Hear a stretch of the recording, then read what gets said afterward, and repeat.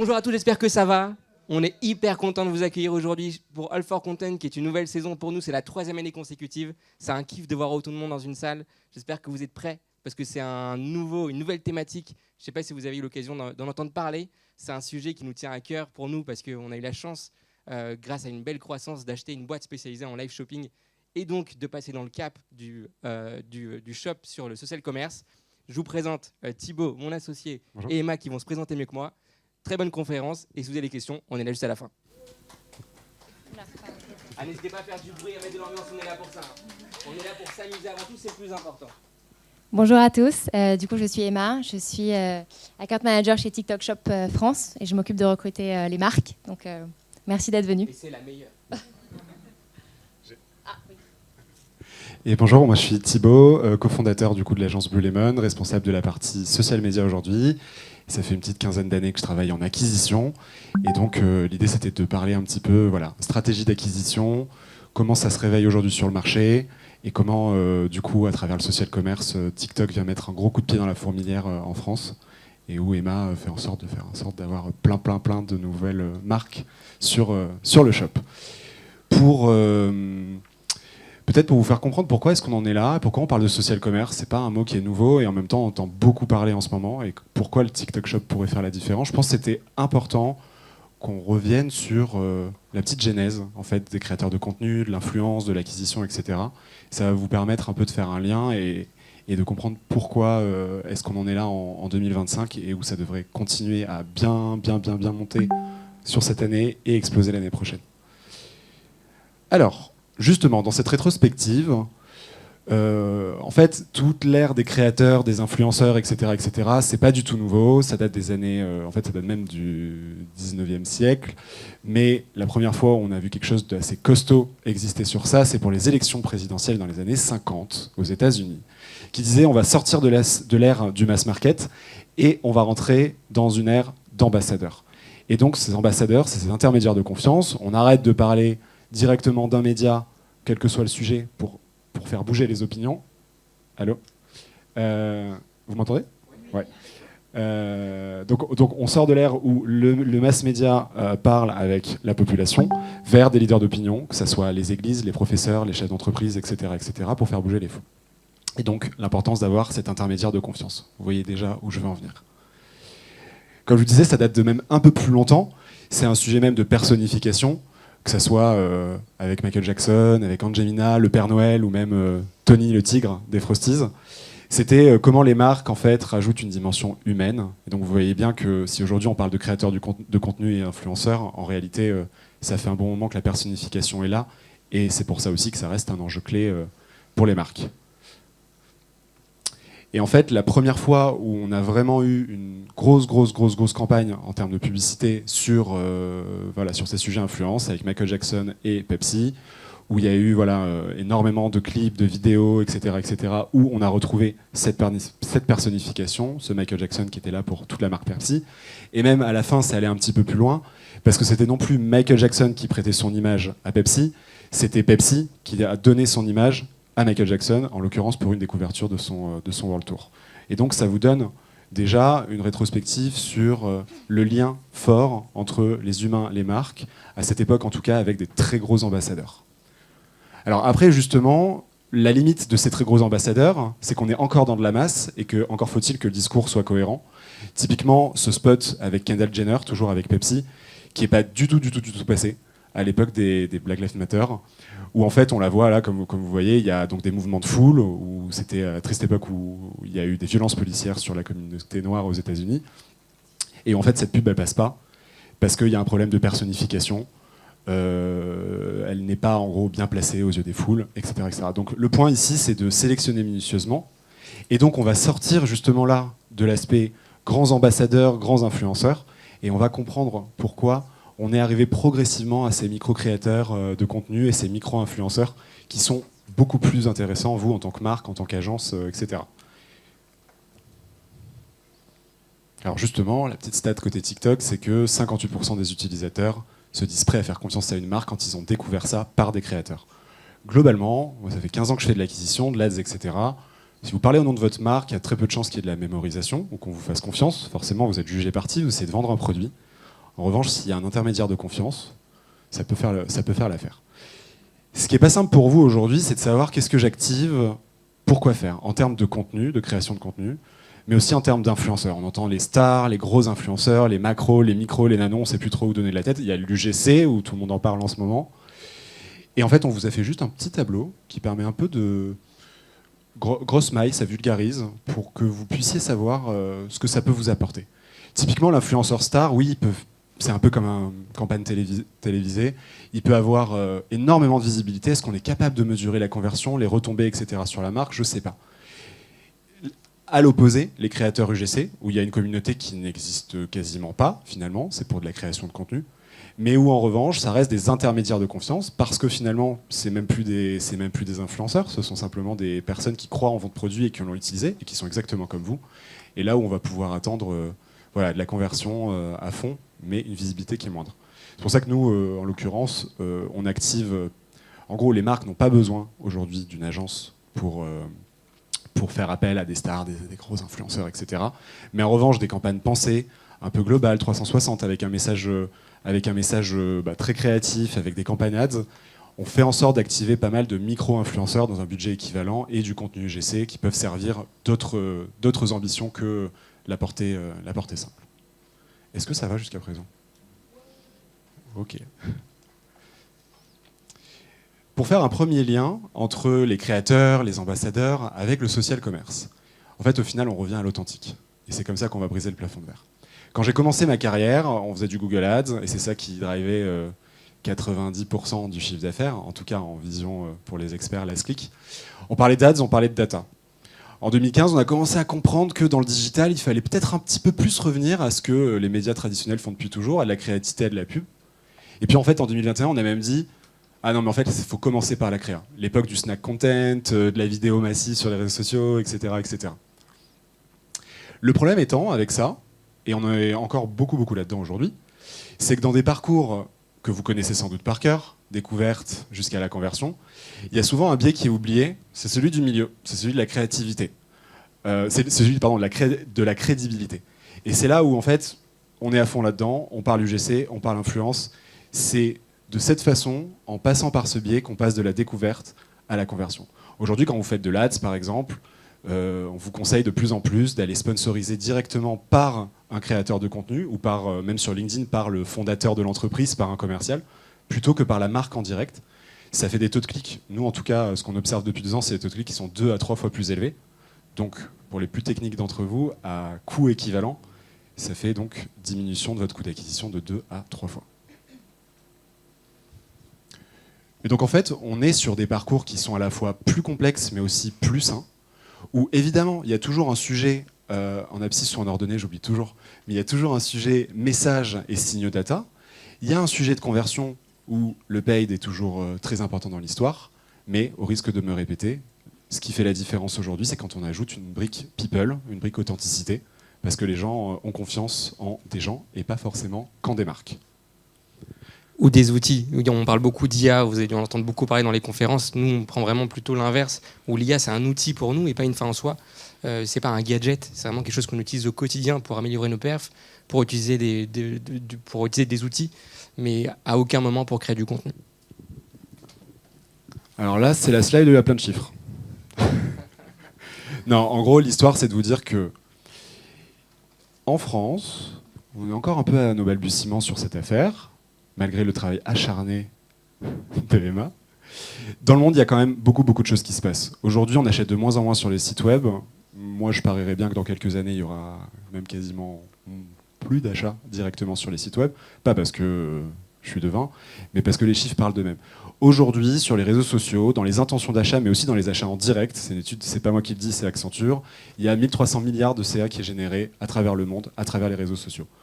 En France, on achète encore assez peu, mais en France, on est influencé par ça. Les lives, qui ont en fait, je ne sais pas si vous vous souvenez, il y a 4-5 ans, on avait parlé beaucoup déjà de live shopping, etc.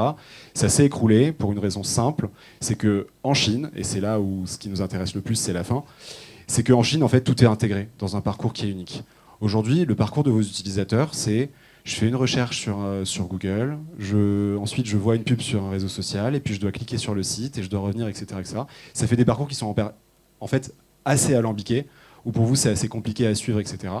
Là où en Chine, forcément on parle de WeChat, c'est un parcours qui est 100% intégré, et c'est pour ça que dès qu'il y a un live, dès qu'il y a une activation, etc., tout est traqué dans l'application, et pendant que je suis en train de scroller pour voir du contenu sur YouTube ou sur TikTok, mon parcours reste le même. Et donc en fait, ça s'impose parce qu'il y a 3 facteurs aujourd'hui qui sont en train de changer. Les facteurs sociétaux, je ne reviens pas dessus, c'est le côté authenticité. Les facteurs économiques, bien sûr, c'est parce que ça permet d'avoir une rentabilité qui est plus forte, parce que parcours d'utilisateur beaucoup plus fluide.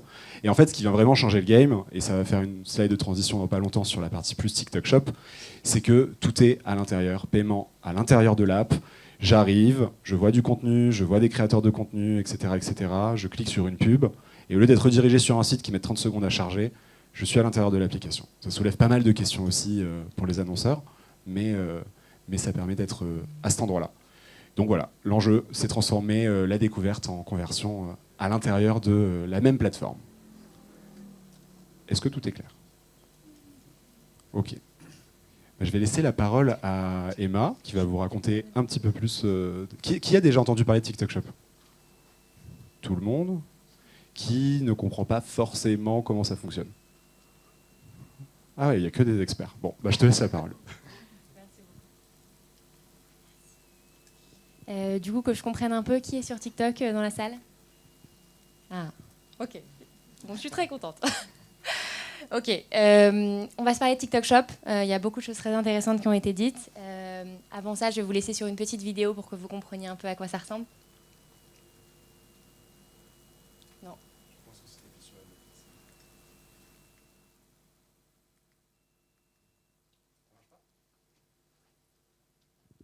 Chez TikTok, elle est pas chez YouTube.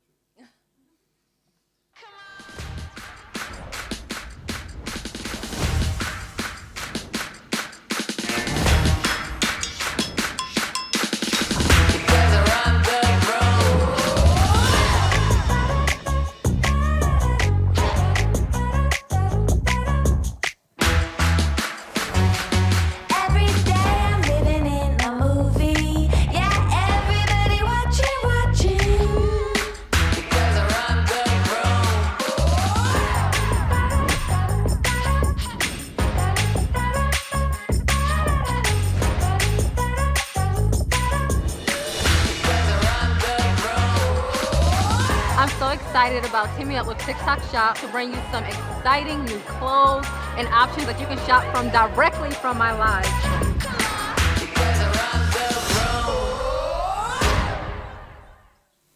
Bon, ça vous donne envie ou pas? Ok, let's go. Du coup, première chose que j'ai envie de vous dire, je sais que souvent TikTok est comparé aux autres réseaux sociaux. Ce qui est assez important de comprendre sur TikTok, c'est que sur un temps moyen passé par utilisateur, on est à peu près 3 fois plus élevé qu'un Meta. Ça, c'est très important de le dire. Bon, on s'en vante un petit peu. Mais pourquoi on met l'accent dessus? Tout simplement parce que nos utilisateurs viennent sur TikTok, et je pense qu'on en a dans la salle, pour se divertir. Vous venez regarder nos contenus. Vous consommez beaucoup de choses qui sont apparemment très addictives et très attractives, on le sait. Et c'est pour ça qu'avec TikTok Shop et toute l'ère du social commerce, on a vraiment envie de capitaliser sur cette consommation de contenu pour conserver les utilisateurs dans l'application et du coup les driver sur un tunnel d'achat. Ça, c'est très important. Aujourd'hui, quand vous faites de l'ADS de manière très classique, vous sortez l'utilisateur de TikTok ou de n'importe quelle plateforme. En fait, vous interrompez tout simplement la consommation de contenu de votre utilisateur. Avec TikTok Shop et toute l'intégration du tunnel d'achat, c'est vraiment un problème qu'on a eu envie de pallier. J'anticipe quelques questions. Alors, TikTok, c'est que pour les 13 ans. Ma marque a-t-elle sa place sur TikTok? Est-ce que mon audience est sur TikTok? Alors, la réponse est oui. On a vraiment tous les types d'audience en France. Je sais qu'on fait vraiment la part dure à TikTok pour cette application où les ados dansent. Ça fait très longtemps que TikTok n'est plus une application où seuls les 15-18 ans viennent faire des petites danses sympas. Aujourd'hui, comme vous le voyez, on a une répartition sur tous les âges qui est assez saine. Donc vraiment, votre audience, elle est sur tous les âges. En France, en tout cas, on a plus de 30 millions d'utilisateurs. Donc voilà, la réponse, si vous vous posez la question, est-ce que ma marque a sa place sur TikTok? Est-ce que je vais potentiellement trouver une audience sur TikTok? La réponse est quasiment tout le temps oui. Du coup, maintenant qu'on a un peu dégrossi le phénomène TikTok, que vous connaissez tous, parlons du phénomène TikTok Shop. Je pense que vous avez vu, ça a fait un très gros raz-de-marée en France. On a lancé il y a 2 mois TikTok Shop, que peut-être vous connaissez des US, des UK et d'autres marchés qui ont lancé il y a plusieurs années, qui sont beaucoup plus matures. En France, on a à peu près 2 mois de données et de cas. On va se parler aujourd'hui de tout ça et comment ça peut être très pertinent pour votre marque de vendre directement vos produits sur TikTok Shop. Première chose que j'ai à vous dire, vous l'avez vu dans la vidéo, le hashtag TikTok made me buy it. Est-ce que quelqu'un a déjà acheté quelque chose ici qu'on a vu sur TikTok? Ouais, t'as acheté quoi? Oh là là. Oh là là. Ok, quelqu'un d'autre qui a acheté un produit? Personne? Bon. Là, c'est important de souligner que le hashtag TikTok made me buy it a fait plusieurs milliards de vues dans le monde. Et on s'est vraiment rendu compte de la puissance de viralité qu'a TikTok. Aujourd'hui, un produit qui est viral sur TikTok, un produit qui est associé à ce hashtag, en fait, il explose. Tout simplement, il est introuvable à la fois en boutique, mais aussi en ligne. Donc la puissance de relais et d'ambassadeurs sur TikTok sur un produit peut être absolument virale pour vos ventes. Et c'est ce qu'on va vraiment venir chercher avec TikTok Shop. On va s'en parler, des créateurs, des leaders d'opinion, etc. Mais c'est très important que vous sachiez que quand vous vous mettez sur TikTok, il est possible, souvent qu'un ou plusieurs produits de votre catalogue puissent être relayés par des centaines et des centaines d'influenceurs ou de créateurs de contenu et deviennent virales. On a eu, par exemple, le phénomène Franui, je pense que vous connaissez tous. La Dubai Chocolate, c'est aussi du TikTok, pénurie mondiale de pistaches dans le monde. Du coup, voilà, je pense que vous avez compris le phénomène TikTok et du coup TikTok Shop. Un mot aussi, c'est important de mentionner qu'on a connu TikTok comme une plateforme de découverte. En fait, vous venez sur TikTok pour découvrir des contenus, des produits, des créateurs, des marques. Et en fait, on s'éloigne un peu plus, ou en tout cas, on approfondit un peu plus cette logique de découverte, parce qu'on n'est plus là pour seulement découvrir des produits, on est aussi là pour les acheter. Et ça, c'est important de le mentionner. Je suis désolée que tu l'aies acheté sur Amazon. Peut-être que TikTok Shop n'était pas encore lancé. Mais en tout cas, on a une véritable audience intentionnée sur TikTok. Aujourd'hui, vous avez plein d'utilisateurs dans le monde qui utilisent le moteur de recherche TikTok à la place du moteur de recherche Google. Donc, quand ils viennent chercher un produit ou une marque, ils le tapent directement sur TikTok. Et ça, c'est très important à comprendre pour TikTok Shop surtout, parce que vous avez envie que vos utilisateurs, enfin en tout cas vos acheteurs ou vos futurs acheteurs, vous trouvent quand ils vous cherchent sur TikTok. Du coup, à quoi ça ressemble pour vous en tant que marque, TikTok Shop, l'expérience? La première chose, c'est que vous avez une visibilité renforcée. On a un onglet Shop où en fait vos produits sont tout simplement disponibles. Donc même des acheteurs qui ne connaissent pas votre marque ou vos produits peuvent vous découvrir. On a vraiment comme vous le savez, une très forte logique algorithmique qui vous pousse en permanence des contenus qui sont ultra pertinents. On a la même chose pour les produits. L'idée avec TikTok Shop, ce sont des algorithmes différents mais qui fonctionnent de la même manière. L'idée, c'est de pousser vos produits aux acheteurs qui sont les plus susceptibles de les acheter. De la même manière, encore une fois, que vous regardez des contenus qui sont souvent très adaptés à ce que vous avez envie de regarder, ce sera la même chose sur l'algorithme e-commerce. Du coup, une visibilité accrue pour vos produits que les gens peuvent ne pas connaître. La deuxième chose, et c'est ce dont je parlais un petit peu avant, on a développé beaucoup de produits autour du search. On a envie que les utilisateurs, quand ils trouvent ou juste viennent chercher des informations sur un produit, puissent aussi pouvoir l'acheter. Et donc c'est pour ça qu'on a développé une navigation assez intuitive. Donc sur votre onglet Shop, encore une fois, on a comme Amazon une arborescence, une catégorie de produits qui facilite du coup la découverte de produits. Si je tape, comme vous voyez, jeans, en fait, tout simplement, on va me sortir tous les jeans disponibles sur la plateforme et bien sûr qui sont ordonnés par la probabilité la plus haute que j'ai de l'acheter en fonction de plein de facteurs. Que je ne détaillerai pas, mais l'idée c'est vraiment de pouvoir remonter vos produits sur cet algo en tant que marque pour pouvoir être découvert le premier, comme vous le feriez sur Amazon. Les recommandations d'achat personnalisées, ça va vraiment avec. Encore une fois, vous savez que TikTok marche avec un content graph. Ça, je le mentionne, il n'est pas dans les slides, mais je veux vraiment que vous compreniez pourquoi TikTok est différent. Sur les autres plateformes de social media, vous êtes sur des social graph. Tout simplement, quand vous êtes sur Instagram, sur Facebook, sur LinkedIn, vous suivez des gens que vous connaissez. Vous suivez des gens où vous avez envie de voir leur contenu. Sur TikTok, on n'est pas du tout sur cette logique. Souvent, vous suivez ou vous regardez des contenus qui ne sont pas de créateurs que vous connaissez. Tout simplement parce que l'algorithme vous pousse des contenus pas de personnes que vous connaissez, mais des contenus que vous aimeriez potentiellement. Et ça fait toute la différence. Et du coup, pour le produit, ça va être pareil. Sur Amazon, on va vous pousser vos recherches des 30 derniers jours. Sur TikTok, on va vous pousser les produits tendances que tous les gens comme vous ont acheté parce qu'ils regardent les mêmes vidéos, ils ont les mêmes intérêts. Donc ça, c'est très important aussi de comprendre ça. Et enfin, je ne détaillerai pas le dernier, mais en fait, on a toute une série d'offres promotionnelles, d'outils, de campagnes, etc. pour les acheteurs, pour les vendeurs qui nous rejoignent, de manière, encore une fois, à faire en sorte que vous puissiez faire décoller vos ventes sur TikTok. Un mot, je vous ai dit que TikTok Shop a été lancé il y a 2 mois en France. 2 mois, c'est très peu. On a très peu de données. On commence à avoir des vendeurs qui explosent et qui vraiment se révèlent. Mais là, ce qui est important de dire, c'est que c'est une nouvelle plateforme, c'est-à-dire qu'il faut éduquer les marques comme vous. Il faut vous faire comprendre que c'est important de faire du contenu, de travailler avec de l'affiliation et des créateurs. Donc il y a un très très gros travail de marque qui est fait de notre côté, mais aussi un très gros travail côté utilisateur. Les utilisateurs sur TikTok, alors oui, ils connaissent TikTok, mais souvent ils sont un peu réticents à acheter sur TikTok Shop. Qu'est-ce que c'est TikTok Shop? Est-ce que ce que j'achète, ça va vraiment arriver chez moi? Est-ce que c'est pas un scam? Est-ce que les Chinois vont pas me voler mes informations de carte de crédit? Des exemples, je peux vous en donner beaucoup. Donc voilà, il y a un espèce de chantier de construction de confiance à la fois avec nos marques, mais surtout avec nos utilisateurs pour qu'ils se sentent à l'aise, en confiance de commander sur TikTok Shop. Et puis souvent, une commande en débouche sur une autre et une autre et une autre. On a déjà des acheteurs qui sont à leur 100e, 200e, 300e commande en 2 mois. Donc voilà, ça va assez vite pour vos produits. Pour ceux qui ne connaissent pas TikTok Shop ou tout simplement qui n'ont pas vu à quoi ça ressemble sur l'application, rapidement je vous montre un peu l'expérience. TikTok Shop est bien sûr intégré à TikTok, on est sur la même app, on n'est pas du tout sur un environnement différent. Ce qui change, c'est ce petit tag produit là que vous voyez, le Shop on the Glow Blush. En fait, tout simplement, on a eu envie de rendre nos contenus shoppable.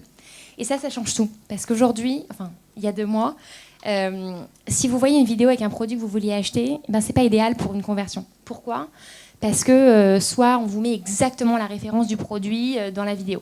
Donc dans ce cas, il faut sortir de TikTok, aller sur le site, chercher parmi les 100, 200, 3000 références de la marque et aller trouver exactement ce produit. Ou alors, il faut que j'aille dans les commentaires, attends, c'est quoi ce truc? J'adore ce blush, c'est quel shade, etc. Vous attendez des jours et des jours si on vous répond, donc c'est pas idéal. Là, avec TikTok Shop, tous les contenus sont tagables. Donc, vous pouvez ajouter le tag produit sur votre contenu. Et ça, en fait, ça change tout parce que c'est comme un lien de paiement. Si quelqu'un est intéressé par ce blush, en fait, tout simplement, il a juste à cliquer sur le tag produit. Il arrive sur une fiche produit. Donc, une fiche produit dans TikTok. J'insiste bien sur ça. À aucun moment, l'utilisateur ne sort de TikTok. On est vraiment sur un écosystème fermé. Et vous allez voir, c'est assez effrayant. On a une moyenne environ de 5 secondes pour passer un achat sur TikTok Shop, entre 3 minutes 30 et plusieurs jours, plusieurs mois sur vos sites internet. Donc vraiment, la conversion, elle est poussée au maximum, elle est simplifiée au maximum et surtout, elle est plus rapide que jamais. Les formats TikTok Shop, je vous montre un peu à quoi ça ressemble du coup pour vos acheteurs. La shoppable vidéo, c'est vraiment ce que je viens de vous dire. Tout simplement, vous pouvez attacher un tag produit directement à vos contenus. Toute cette logique, on a parlé d'ADS, toute cette logique, elle marche totalement en organique. Vous n'avez pas besoin de mettre 1 euro derrière pour que ça marche. Cette fonction, elle est accessible vraiment à tous les vendeurs. Pardon, on va en parler juste après, mais je précise, j'anticipe peut-être vos questions. Ce tag produit, il est possible de le mettre sur les contenus marques, donc si vous publiez vos contenus, mais aussi vous allez voir que vos créateurs affiliés ou les créateurs de la plateforme peuvent aussi mettre ce tag produit. Le live shopping, Thibaut en parlait, c'est une énorme croissance dans le monde entier, surtout en France.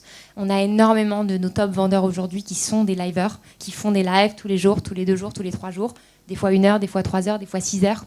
On a remarqué que la corrélation entre eux des marchés TikTok Shop qui sont très forts, elle est complètement liée à la maturité des vendeurs à faire du live. Donc, je sais que toutes les marques ne font pas de live, certaines marques ne veulent pas en faire, certaines ne savent pas comment le faire. Ça, c'est vraiment un levier qu'on essaye de pousser, notamment via l'agence Blue Lemon qui a une expertise sur le live. Moi, quand j'onboard mes clients, je leur dis le live, c'est un des 4 piliers pour votre succès. Donc, c'est OK si vous ne savez pas le faire, si vous ne l'avez jamais fait, mais c'est totalement... c'est une brique qu'on pousse totalement nos vendeurs à intégrer dans leur stratégie globale. La shop page, donc ça c'est vraiment votre espace marque. En fait, avec TikTok Shop, vous avez un onglet boutique qui est directement intégré à votre compte TikTok. Donc sous votre compte TikTok, vous avez l'onglet boutique avec votre catalogue de produits. Donc n'importe quel utilisateur de TikTok qui arrive sur votre page et veut voir ce que vous vendez peut le faire tout simplement et découvrir ou redécouvrir des produits directement sur cette shop page. Et enfin, le Shop Tab, donc c'est l'onglet boutique, je pense que vous avez tous maintenant en France. Là, c'est vraiment notre onglet multimarque, Discovery, tout comme le Pour Toi, où vous découvrez des contenus. Sur le Shop Tab, vous allez découvrir vos produits. Donc, comme je vous l'ai dit, on a pas mal de mécanismes en place pour faire en sorte que les meilleurs produits, les meilleures marques, en tout cas les plus pertinentes, ressortent sur cet algorithme. Mais c'est là où vraiment le cœur des ventes se fait et surtout le cœur de la découverte. Un mot très rapidement sur l'affiliate programme. J'ai pas de slide parce que vraiment je veux que ce soit simple pour vous à comprendre. Je pense que Thibaut l'a vraiment très bien décrit. On a un phénomène de KOL, Key Opinion Leader sur TikTok, donc des créateurs de contenu. Ces créateurs, je ne sais pas si vous avez le chiffre en tête, ce que Thibaut a dit, on a 58% des utilisateurs TikTok qui se disent prêts à acheter une marque si on l'a découvert par un créateur. Et ça, vous le savez, je pense, c'est la force de TikTok. C'est nos créateurs, c'est nos communautés. On a des créateurs de toutes sortes, de tout type, qui font tout type de contenu. Et ça, c'est absolument crucial pour votre marque. Un produit viral, souvent, c'est juste parce qu'on l'a vu sur 50, 100, 200 vidéos de créateurs. Je ne dis pas que c'est impossible pour une marque de percer avec ses contenus propres. Je dis que c'est beaucoup plus facile de percer pour une marque quand vous avez une affiliation forte, c'est-à-dire que vous avez des créateurs, une armée d'ambassadeurs, si vous voulez le voir comme ça, qui amplifient en fait vos produits. C'est comme ça que les gens aiment TikTok, c'est comme ça qu'ils découvrent des produits et surtout c'est comme ça qu'ils les achètent. On a vu des marques, je vais peut-être vous donner quelques exemples, qui font pas du tout de live, qui font très peu de contenu en propre, qui dépendent uniquement de leurs créateurs affiliés. Et en fait, ils ont des produits viraux tout simplement parce qu'ils ont pu envoyer 30, 50, 100 produits à des créateurs. Et tout simplement, quand vous ouvrez TikTok et vous voyez 100 fois le même produit, vous avez envie de l'acheter. Voilà. Parfois, c'est aussi simple que ça. On a pas mal d'exemples de marques qui font aussi que des contenus propres, qui passent que par exemple, des contenus marques comme ceux que font Blue Lemon, où ils ont également une vraie expertise sur la partie contenu. On a aussi des marques, et je pense que peut-être c'est le cas pour certains dans la salle, qui se disent non, nous, on ne fait pas d'affiliation, on n'a pas envie d'envoyer nos produits, on a envie de contrôler à 100% notre image de marque. Et ça, c'est OK. C'est OK. Vos contenus seront uniquement faits par vous, sur votre compte. Mais voilà, disons que vous ne capitalisez pas sur le phénomène TikTok Shop si vous restez à ce niveau. Quelques success stories, avant peut-être les questions. J'ai pris 2 case studies aujourd'hui. Encore une fois, on n'a pas énormément de choses à vous montrer encore sur la France, même si je peux vous répondre à vos questions. Premier case study que j'ai sélectionné, c'est Asos, que vous connaissez tous. Vous pourriez me dire pourquoi Asos a eu envie et eu besoin de se mettre sur TikTok Shop. Asos, c'est une des premières marketplaces mondiales sur la fashion. Pourquoi ils ont besoin de TikTok Shop? En fait, Asos, ils se sont vraiment différenciés par 2 choses. Première chose, ils se sont dit on va se lancer sur TikTok Shop, alors il faut qu'on ait quelque chose de différent à offrir. Donc, ils nous ont lancé une collection exclusive TikTok Shop. Ils ont mis des produits sur TikTok Shop qui ne sont uniquement disponibles sur TikTok Shop et pas sur leur site. Et ça fait toute la différence parce que non seulement ils attirent de nouveaux acheteurs sur TikTok Shop, mais aussi ils fidélisent certains qui ont potentiellement l'habitude d'acheter sur Asos, qui ne connaissaient pas TikTok Shop, mais qui découvrent les nouveaux produits Asos sur TikTok Shop. Donc ça, c'est une stratégie qui a été gagnante. Et bien sûr, ils ont une armée, il me semble de mémoire qu'ils ont peut-être 500 créateurs par mois affiliés qui font des vidéos sur eux. Donc c'est assez énorme. Et vous voyez que même des marques qui sont très implantées, qui sont déjà 100% digitales, intègrent aussi TikTok Shop dans leur stratégie. Le deuxième exemple que j'ai choisi de vous présenter, c'est l'inverse. C'est une marque qui n'était pas du tout connue, qui était vraiment 100% TikTok Shop. C'est une marque de barres protéinées en Angleterre. Alors eux, pareil, du coup c'est l'inverse, ils n'étaient pas du tout connus. Ils se sont lancés sur TikTok Shop un peu au hasard. Et en fait, ils ont adopté la stratégie du live. Donc eux, ils faisaient 3-4 lives par jour. Et donc du coup, c'est ça qui les a fait connaître, c'est ça qui a fait que leur marque est devenue super trendy sur TikTok Shop et que les gens ont commencé à acheter. Donc vous voyez que vous avez quasiment 30 000 bars qui ont été vendus sur TikTok Shop, il me semble, en quelques mois. Et surtout, regardez ce chiffre, là aussi, ils ont fait appel à des créateurs affiliés, tout simplement parce que s'ils avaient juste fait leur live sur leur compte, encore une fois, c'était une nouvelle marque, donc souvent vous commencez avec peu d'abonnés, peu de visibilité, ça n'aurait pas eu le succès que ça a eu avec les contenus affiliés, les créateurs affiliés. Voilà, je pense que c'est la fin sur TikTok Shop. Tu veux peut-être dire un mot avant qu'on prenne les questions ? Alors, on sait que vous adorez les outils, alors on vous laisse des outils. Non, en gros, TikTok a sorti un truc très intéressant, TikTok Symfony. Exemple, vous avez besoin agent IA par exemple, qui vous permet de cutter une vidéo directement. Elle est en français, vous voulez la faire en anglais, ça passe directement dans la plateforme. Il y a pas mal de fonctionnalités qui sont sympas. Call Square, on les présente pas, ils sont au salon. Pour aller un peu plus loin dans la recherche d'influenceurs, le social listening pour aller un peu plus loin et au-delà de vos influenceurs, entendre votre nom de marque, comment est-ce qu'il résonne à travers les hashtags ou les mentions, etc., etc. Et après, pour la veille et l'inspiration, on l'utilise au quotidien. Tout ce qui est Ads Library, y compris pour ce qui n'est pas de l'Ads, c'est intéressant. La Keyword Insight pour l'aspect plus search, comme disait Emma, on n'en a pas parlé aujourd'hui, mais il y a un relais search qui est de plus en plus important. Et la classique Ads Library. Et avant de terminer, c'est l'heure de mon auto-promo. Donc nous, on est une agence, on est une petite quarantaine de personnes. On fait 3 choses. Studio vidéo, ads et campagne d'influence et UGC. Répartis entre 3 marques. La marque Blue Lemon, c'est les consultants perf social media.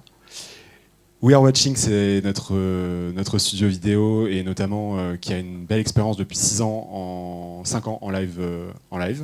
Et la légende qui est un peu plus corporate. Et ça tombe bien, parce que vous avez 4 choses à ne pas louper aujourd'hui pour vous lancer en social commerce au sens large, bien sûr sur TikTok, mais pas que.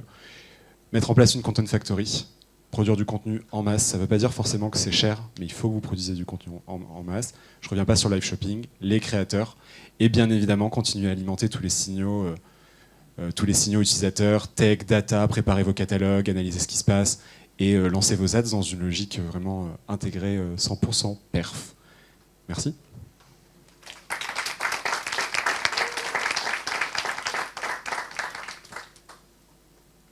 Est-ce que vous avez des questions ?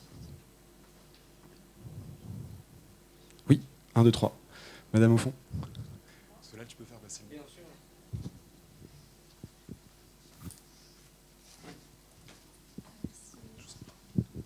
Merci. J'avais une petite question. Forcément, je pense qu'on est plusieurs à se la demander. TikTok Shop, ça va un peu à contre-courant de plein de choses en termes de consommation actuellement. Est-ce que vous avez anticipé ça pour répondre aux attentes des utilisateurs de savoir la provenance, savoir si la marque est vraiment une marque, par exemple si je veux acheter français, etc. Voilà. Ouais, c'est une bonne question. C'est une question qui revient souvent, comme on est sûr de l'assortiment des produits et surtout des marques sur TikTok Shop. Je peux vous dire qu'il y a plusieurs contrôles qui sont faits. Par exemple, n'importe qui ne peut pas s'inscrire sur TikTok Shop. Les marques qui peuvent s'inscrire, les vendeurs qu'on a sur la plateforme sont des marques françaises, donc domiciliées en France, vérifiées.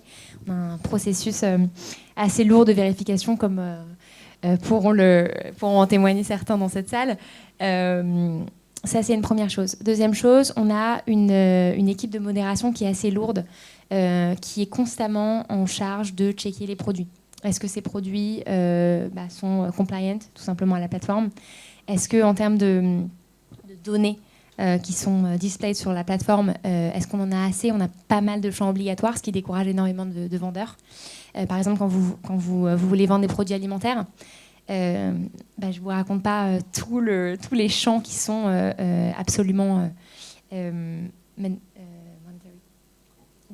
obligatoires, excusez-moi, pour s'inscrire. Donc, on a une grosse vérification des produits. On a certains vendeurs qui viennent de Chine, ça c'est vrai, parce que ça plaît aux utilisateurs aussi, il faut satisfaire tout le monde. En tout cas, sur le marché français et sur la plupart de nos vendeurs français, on n'a pas de dropshipping par exemple. Vous ne pouvez pas vendre sur la plateforme si vous n'avez pas un stock en France. Et encore une fois, on a des équipes de modération qui tournent. Il y a toujours, c'est comme les contenus, hein, on a toujours mieux à faire. Il faut qu'on en fasse plus, mais en tout cas, on est très très régulé sur le type de produit qu'on peut avoir sur la plateforme. On a même beaucoup de produits qui sont interdits, beaucoup de vendeurs qui veulent se lancer et qui ne peuvent pas, tout simplement parce que c'est des catégories de produits qu'on ne juge pas assez safe, du coup qu'on n'autorise pas à vendre sur la plateforme. Et pardon, je rajoute, parce que cette question de safety, elle est quand même assez récurrente. On a beaucoup de vendeurs, d'utilisateurs qui vendent, qui font des live shopping sur TikTok, qui ne sont pas shop. Je ne sais pas si vous avez vu, on en a plein. Et en fait, la volonté de TikTok avec TikTok Shop, c'est aussi d'avoir un meilleur contrôle sur ce qui est vendu sur la plateforme. Aujourd'hui, quand vous faites des lives, quand vous êtes un vendeur qui n'est pas sur TikTok Shop, j'insiste, vous faites un live, vous vendez des produits et en fait, vous avez un lien pour que les gens puissent acheter vos produits. TikTok n'a pas de contrôle dessus. On ne sait pas ce qu'ils vendent. Donc l'idée avec TikTok Shop aussi, c'est de renforcer ce contrôle, surtout sur les lives, et d'avoir uniquement des live shopping où en fait on a des produits qui sont contrôlés par la plateforme et qui sont du coup déclarés comme safe. Bonjour. Quel est le coût pour une entreprise? Quelle est votre commission quand on vend un produit? Alors, on a une commission plateforme qui est de 5% sur vos ventes. Et puis vous avez le coût du coup d'affiliation si vous en faites. Donc on n'a pas de plateforme, on n'a pas de coût de plateforme fixe, on n'a pas d'abonnement. C'est uniquement un pourcentage de vos ventes. Et encore une fois, vous avez une commission d'affiliation à reverser à vos créateurs que vous décidez. Nous, on n'a pas notre mot à dire. Si vous voulez donner 3%, si vous voulez donner 20%, c'est vraiment votre choix. Mais voilà, vous avez juste ces deux structures de coûts. Les commissions de plateforme qui sont prélevées sur chaque vente, plus les commissions d'affiliation si la vente est faite par un créateur. Pour les marques qui ont des marges qui ne sont pas forcément évidentes à gérer avec 5%, on sait que c'est pas rien non plus. Ce qu'on fait en ce moment, c'est ce qu'on préconise d'aller sur le ventre mou de votre catalogue. Soit ceux où il y a moins de ventes à forte marge, soit ceux où, juste aller là où il y a de la marge, ou aller là où il y a de l'invendu et progressivement contrôler vos retours sur investissement et ouvrir au reste de votre catalogue, si ça peut vous orienter.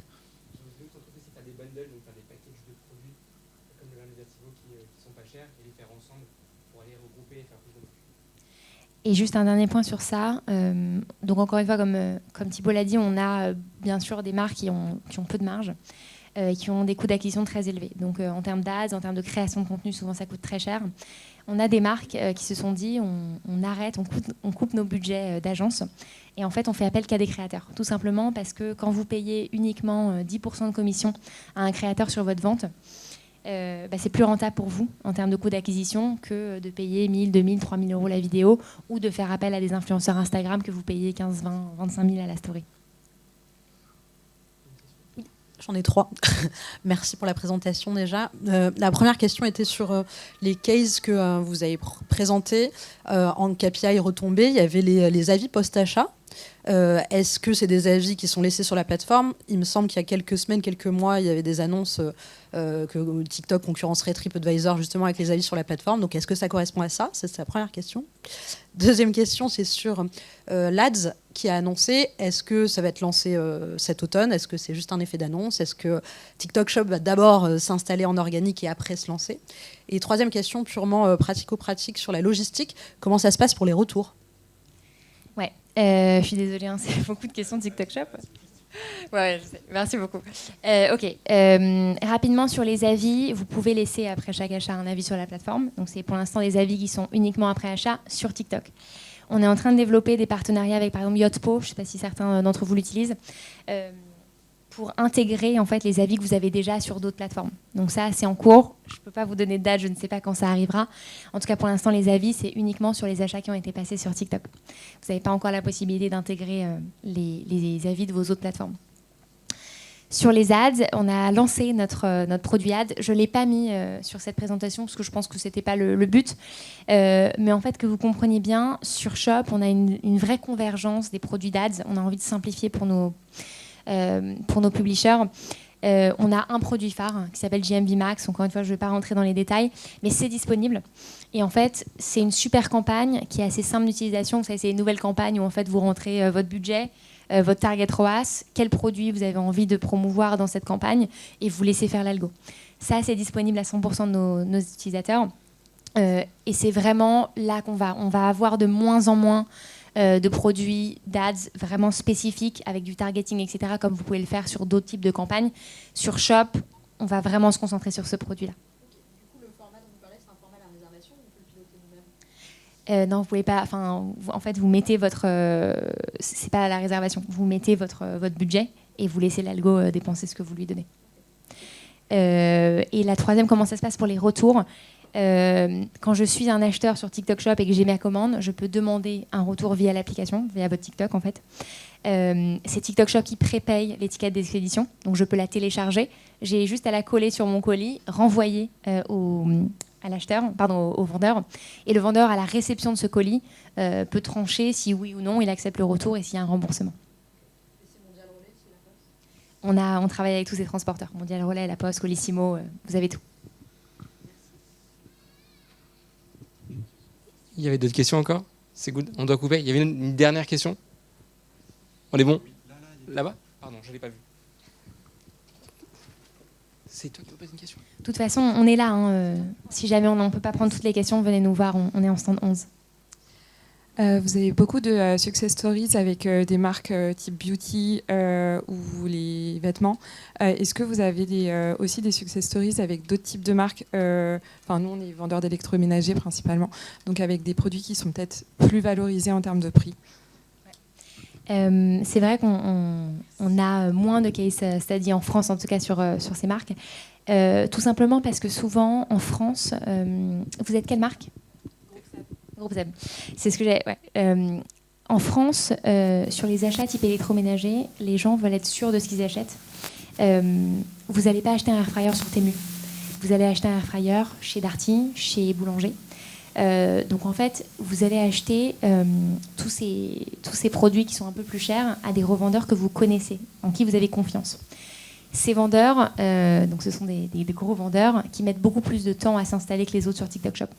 C'est des process qui sont beaucoup plus longs.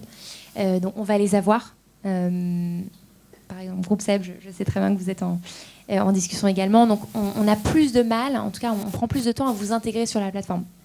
Donc la première chose, c'est ça, c'est que tous les vendeurs un peu premium vont arriver. Ils ne sont pas encore là, mais ils vont arriver. Donc la plateforme, elle va aussi évoluer en termes d'assortiment. Donc tout ce qui est électroménager, etc. Pour l'instant, vous en trouvez certains, mais encore une fois, on a certains vendeurs chinois. Les gens n'achètent pas vraiment ça. Les gens vont acheter du Darty, encore une fois, du Boulanger, du Seb. Donc ça va arriver, ça prend un peu plus de temps. C'est vrai qu'on a beaucoup de cas sur la cosmétique, en tout cas sur les paniers moyens un peu plus élevés. Beaucoup de cosmétiques. Ça, c'est vrai. Beaucoup de fashion également. Ça marche? Ouais. Ouais. Il y a un beau cas au UK qui est DJI. Tu sais, c'est les drones, les micros, etc., qui, eux, ont pris le pari et où ça s'est très très bien passé, à la fois sur le TikTok Shop et sur les lives, etc. Ils ont osé faire des ventes qui étaient relativement... tu vois, les prix, ils sont pas cadeaux. En fait, ce qui se passe juste sur le marché, c'est qu'il y a un effet d'aubaine pour l'instant. Forcément, ceux qui se lancent le plus rapidement, c'est les DNVB, parce que c'est facile, c'est pas cher, on y va, on n'a rien à perdre de toute façon. Ceux qui, en tout cas de notre côté, dans nos relations avec Emma, c'est souvent soit les gros revendeurs, soit les grosses marketplaces, les Leroy Merlin, etc., qui s'y intéressent le plus. Mais forcément, il y a un sujet d'organisation, inter-équipe, etc. Donc en fait, c'est ceux qui prennent le plus d'énergie, mais en fait derrière, qui vont aussi avoir la chance, et je pense que vous en ferez partie, Groupe Seb, de ne pas être dans le cœur du, en fait, de pas essuyer les plâtres et les pots cassés dans une époque où voilà, c'est en train d'arriver au fur et à mesure. Mais en tout cas, tu avais contre-exemple avec DJI qui a pu se lancer avec succès. Mais pareil, encore une fois, j'insiste vraiment sur ce point de confiance que je disais dans la présentation. Ça prend un peu de temps aussi pour les utilisateurs d'acheter des produits sur TikTok Shop, même des produits à 5 €, mais ça prend encore plus de temps de construire cette confiance sur des produits qui sont beaucoup plus élevés en termes de prix. C'est pour ça que moi, mon enjeu, c'est d'être sûr que je puisse avoir des marques que les Français, en qui les Français ont confiance. Et encore une fois, par exemple, on va avoir du Samsung sur la plateforme qui met aussi beaucoup plus de temps à se lancer parce qu'il y a plein de problématiques légales, etc. Mais on a ce genre de produits qui vont arriver avec des price points un peu plus élevés. C'est juste qu'encore une fois, comme Thibault l'a dit, ça prend un petit peu plus de temps. Après, on a des utilisateurs qui ont des paniers moyens, certains élevés. Mais voilà. Ah oui. Bon, on doit couper. Vous avez Benjamin qui vous distribue des petits QR codes si vous voulez le contacter pour recevoir la presse. Vous avez mon numéro aussi si vous voulez que je vous envoie la presse. Écrivez-moi. Et on est dehors avec Emma et Solal et l'équipe si vous avez plein de questions toute la journée. Merci pour vos questions.